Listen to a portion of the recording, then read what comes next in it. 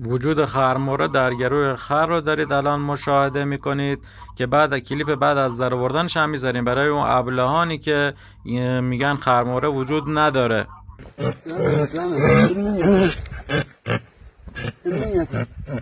جان فدات شم. چی میگه عزیزم؟ چی میگه؟ چی بگو؟ جان کشنه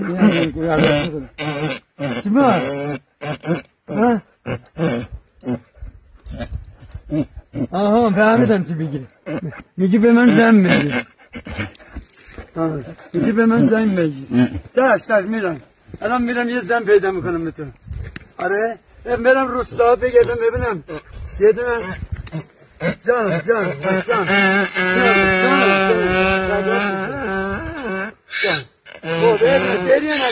گریه نکن جان داره گریه میکنه میگه به من زن بگیری. چشم میرم خواستگاری.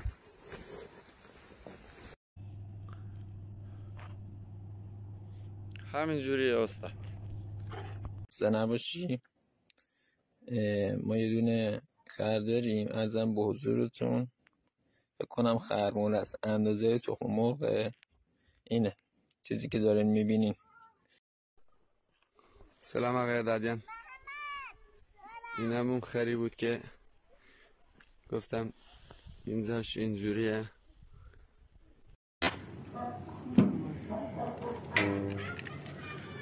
دوستان عزیز این خرموره که هنوز درش نیاوردیم.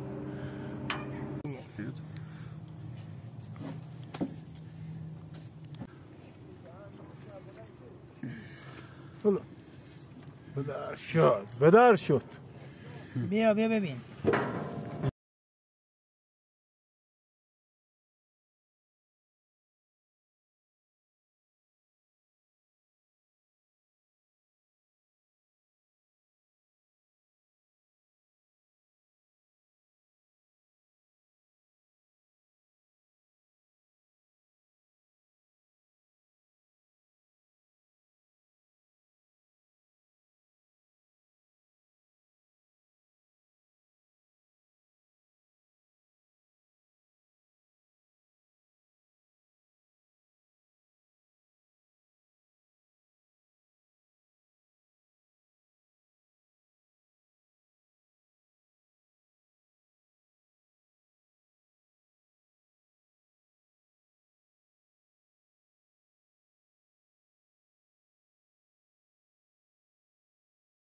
یک سلام جلو بیاره جلو. اون طرفش